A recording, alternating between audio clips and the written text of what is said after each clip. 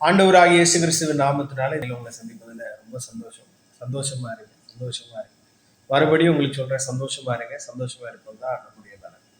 இந்த வாரம் என்ன பார்க்குறோம் அப்படின்னா, மனிதர்கள் எப்படிப்பட்டவங்களா இருப்பாங்க அப்படின்னு சொல்லி இன்னைக்கு என்ன பார்க்க போறோம் அப்படின்னா, 106வது சங்கீதத்துடைய 13வது வசனம் அப்படியே சொல்லுகிறது, ஆனாலும் சீக்கிரமாய் அவருடைய கிரியைகளை மறந்தார்கள் அப்படின்னு சொல்லப்பட்டிருக்கு. என்ன அப்படின்னா, இந்த உலகம் மறக்கிற உலகம். என்னதான் மறக்கும்? நீங்க எவ்வளவு நன்மை செஞ்சாலும் அதை மறந்துடும். யோசேப்புடைய வாழ்க்கையில பாருங்க, அவன் ரொம்ப நன்மை செய்த ஒரு மனிதன் யாரு அப்படின்னா அந்த பானபாத்திரக்காரன். அவனுக்கு அர்த்தம் தெரியாம மனம் குழம்பி உடைக்கப்பட்டு கண்ணீரோட இருக்கான். அந்த சொப்பனத்துக்கு நல்ல ஒரு அர்த்தம் சொன்னான். அது ஆண்டவரே அவனுக்கு கொடுத்த கிஃப்ட் கிருபை, அதை பயன்படுத்தி அவனுடைய சொப்பனத்துடைய அர்த்தத்தை சொன்னதுனால அவனோட கலக்கம் மாறிட்டு. ஆனா சொன்னா, நீ வாழ்ந்து இருக்கும் போது என்ன நினைச்சுக்கோ, நீ நல்லா இருக்கும் போது என்ன நினைச்சுக்கோ, ஆனா எவ்வளவு நினைச்சுக்கோன்னு சொன்னானோ அவ்வளவு சீக்கிரமா என்ன செஞ்சுட்டான் அப்படின்னா மறந்துட்டான். அங்க இருந்து வெளியே போன உடனே மறந்துட்டான். இந்த உலகமும் அப்படிதாங்க. நம்ம கூட வாழ்றவங்களும் அப்படிதான், நம்ம கூட வேலை பார்க்கறவங்களும் அப்படிதான், நம்ம கூட படிக்கிறவங்களும் அப்படிதான், நம்முடைய உடன் விசுவாசிகள் கூட சில நேரம் அப்படி இருப்பாங்க.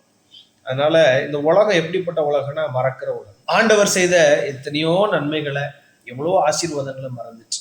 இந்த உலகம் அவர் பார்வை அற்றவர்களை பார்வை அடைய செய்தார், செவிடர்களை கேட்க செய்தார், ஊமையின பேச செய்தார். இதெல்லாம் இந்த உலகம் என்ன செஞ்சுட்டு அப்படின்னா மறந்ததுனாலதான் அவர் சிலுவையில் அடித்து. அதான் தாவீது அழகா சொல்றான், என்னிடத்திலிருந்து நன்மை பெற்றவன் தன் குதிங்காலை தூக்கினான் அப்படின்னு சொல்லி. அத மாதிரி நம்மகிட்ட இருந்து நன்மை பெற்றவங்க நம்ம செய்த நன்மைகளை ஒரு காலத்துல மறந்துடுவாங்க. சில காலம் பேசுவாங்க, நல்லது செஞ்சாரு அப்படின்னு சொல்லிட்டு சீக்கிரமா மறந்துடுவாங்க. இந்த உலகம் நீங்க செய்த நன்மையும் மறந்துடும், சீக்கிரமா உங்களையுமே மறந்துடும். ஒரு குறிப்பிட்ட காலத்துக்கு தான் உங்களை ஞாபகம் வச்சிருக்கும்.